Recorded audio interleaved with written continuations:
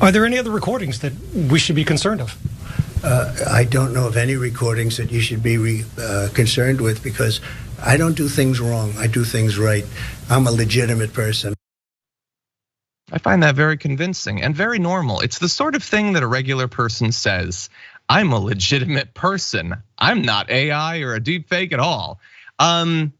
I've never bought into the conspiracy theories about robot politicians or clones or lizard men, but if they did exist, I feel like they'd make slip-ups like that every once in a while. Anyway, no other recordings, even though he denied that the recording that we saw yesterday was true, so not sure how much credibility he has. But in that interview, Donald Trump didn't just say weird stuff. He also rolled out sort of his new explanation as to what was going on in that taped conversation. Let's listen to it and see if we buy it. You're not concerned then with your own voice on those recordings? My voice was fine. What did I say wrong on those recordings? I didn't even see the recording. All I know is I did nothing wrong. We had a lot of papers stacked up. In fact, you could hear the rustle of the paper, and nobody said I did anything wrong. There's a lot there, yes. What do you think?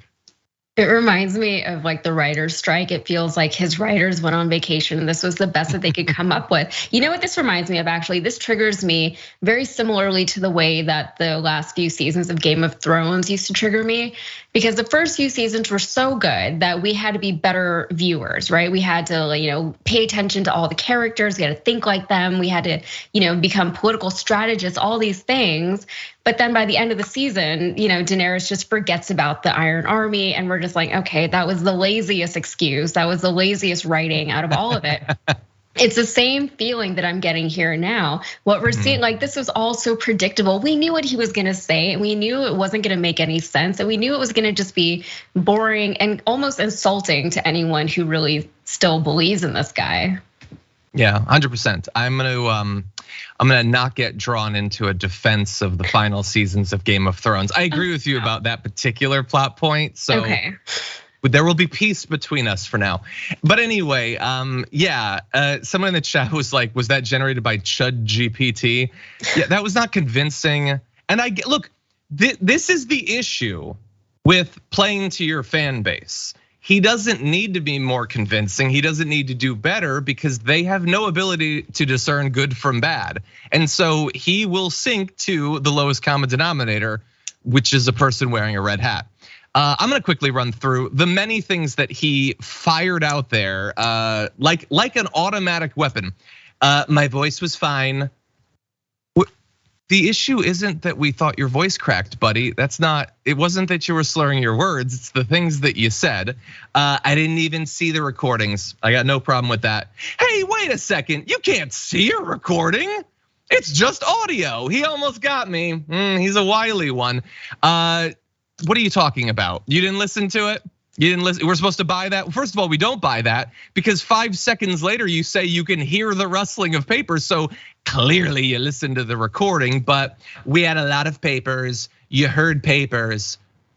How is that supposed to be a response to the claim that you were holding up a classified document that you stole from the US government? Yeah, no, we know that you had a lot of papers. The concern is that some of them weren't supposed to be there because they weren't supposed to be yours. You heard papers, you had rustling of papers. How is that a defense? Yeah, you know the thing about classified documents, the most highly classified sensitive documents that the US government has that is very similar to any other paper is that it rustles. They're very similar in that way. When you rub them together, they make similar noises. And no one said that I did anything wrong. He really does find that to be a very convincing defense. And I know that because this is at least the third time that he's rolled it out. He said the same thing about his phone call with Zelensky, and he said the same thing about his phone call with Raffensperger in Georgia, which he's also gonna be investigated for. They're actually going to talk to Raffensperger in the very near future.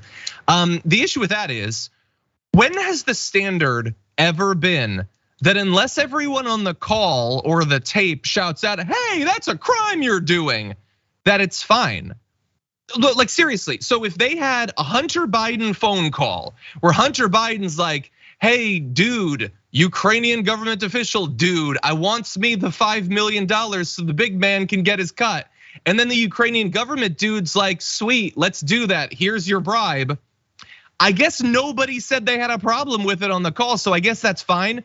Look, I'm being sarcastic, but if you're a conservative listening to this, would that be fine by you if you heard Biden on a call and nobody was raising any concerns with the illegal things that he was saying? Then we don't have an issue anymore? Seriously, every one of those things was said as if it was a defense. And I'm not even trying to make the case that this isn't gonna help him in court. I think that's self-evident. I don't even understand how this is supposed to reassure his base, yes. Yeah, I was actually wondering about that same point that you brought up where he was like, oh, nobody said that I did anything wrong. It's what is he referring to? Like, is he actually talking about on that specific recording? Nobody was like, hey, this is wrong. You can't be doing this. Don't show me these.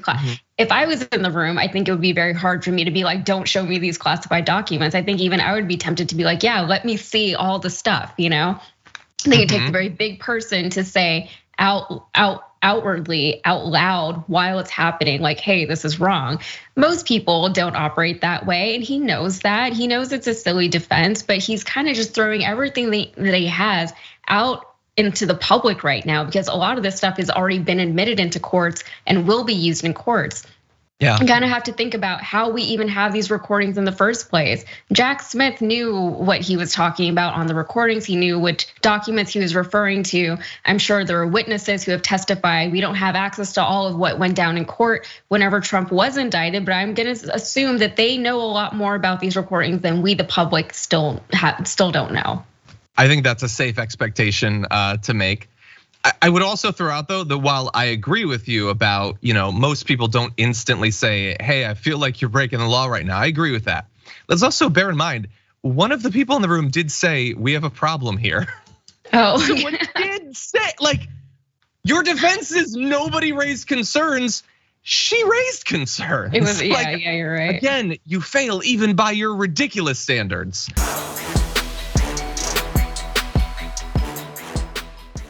Check out the Damage Report podcast each day, wherever you get your podcasts, whether Pocket Casts or Stitcher or iTunes.